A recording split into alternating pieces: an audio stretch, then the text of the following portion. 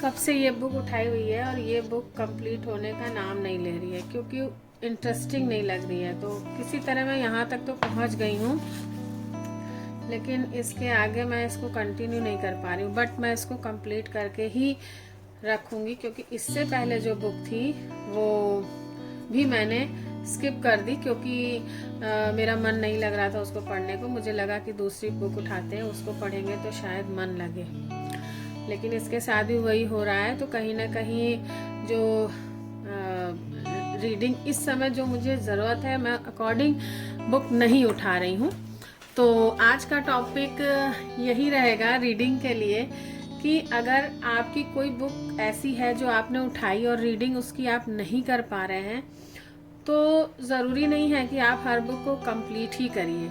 आप अगर reading habit अपनी डेवलप करना चाहते हैं, तो पहली चीज़ कि जिस चीज़ की आपको आपकी लाइफ में ज़रूरत है उससे रिलेटेड बुक ही चूज़ करिए। जैसे कि जैसे जिस समय मैंने बुक्स ये सब बाय की थी, मुझे मोटिवेशन की बहुत ज़रूरत थी, तो मैंने मोटिवेशनल बुक्स ली। और जब मैं मोटिवेट हो गई, या मतलब मेरे अंदर वो चीज़ें डेवलप हो गई, जो भी नेगेटिव थॉट से वो हट गए, तो मुझे अब ये सब बुक्स इंटरेस्टिंग नहीं लग रही हैं, या इसी तरह की इतनी सारी बुक्स पढ़ने के बाद अब मन नहीं कर रहा। तो बुक बहुत अच्छी है, बुक के लिए नहीं मैं कहूँगी कि बुक ये इंटरेस्टिंग नहीं है, बुक बहुत अच्छी है और कई सारे लेसन्स इसमें मिल भी रहे हैं ऐसे। तो इसको शेयर जरूर करूँगी, इसका पूरा जब पढ़ लूँगी तो उसके बाद में इसका रिव्यू शेयर करूँगी। तो पहली चीज़ ये है कि बुक वही लीजिए जो आपको जिसकी ज़रूरत हो, जिस टॉपिक की, जैसे मनी से रिलेटेड चाहिए, या मेंटल पीस से रिलेटेड चाहिए, या स्पिरिचुअल चाहिए, या फिर आपको किसी नॉलेज से रिलेटेड चाहिए, तो बुक्स वही खरीदिए, वही लीजिए जो आपको नीड है, जो आप पढ़ना चाहते हैं। दूसरा पॉइंट ये है कि बुक का एक रेगुलर शेड्यूल जरूर रखिए कि बुक आपको जरूर पढ़नी है, कितने पेज पढ़ने हैं। अगर आप टारगेट वाइज पढ़ना चाहते हैं तो ठीक है, अच्छी बात है कि आपको 2 दिन 3 दिन में बुक खत्म करनी है। लेकिन फिर भी अगर आप रीडिंग हैबिट अभी आप डेवलप कर रहे हैं, तो बुक को सामने रखिए और 2 पेज 3 4 5 जितने भी आप पढ़ सकते हैं वो आप जरूर पढ़िए, तो आपकी रीडिंग हैबिट डेवलप होगी। तीसरा ये है कि बुक को कभी भी अगर आप पढ़ रहे हैं तो कभी भी बुक को कहीं ऐसी जगह मत रखिए कि जहां आपको दिखे ही ना, क्योंकि अभी आप हैबिट डेवलप कर रहे हैं। तो अगर हैबिट डेवलप करनी है तो बुक हमेशा सामने होनी चाहिए, और जब भी पढ़िए उसको सामने ही रख दीजिए जहां आप ज़्यादा फ्रीक्वेंटली जाते हो।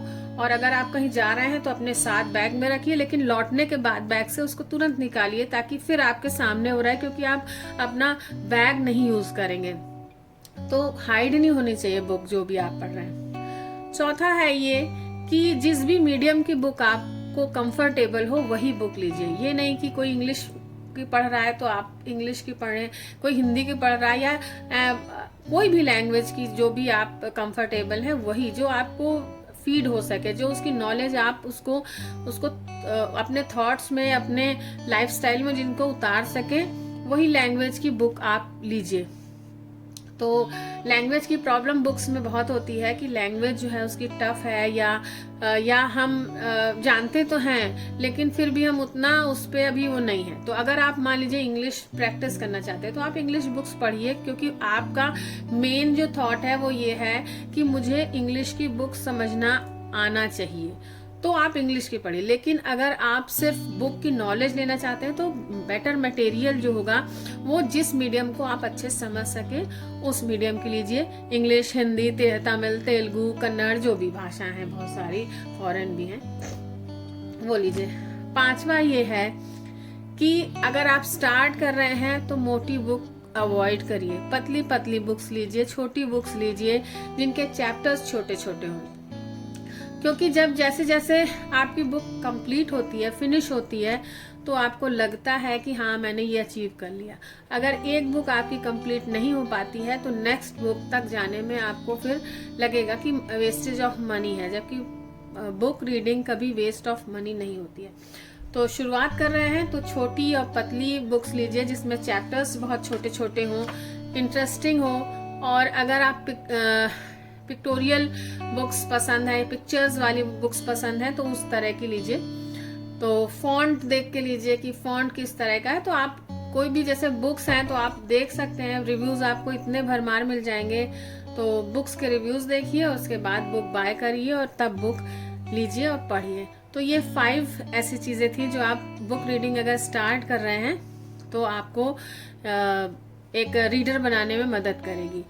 तो ये था आज का सजेशन। अच्छा लगा हो तो लाइक ज़रूर करिएगा और मेरा चैनल अभी तक सब्सक्राइब ना किया हो तो प्लीज़ सब्सक्राइब करिएगा, बेल आइकन ज़रूर प्रेस करिएगा ताकि आपको नोटिफिकेशन मिलती रहे कि मैंने वीडियो अपलोड कर दिया है।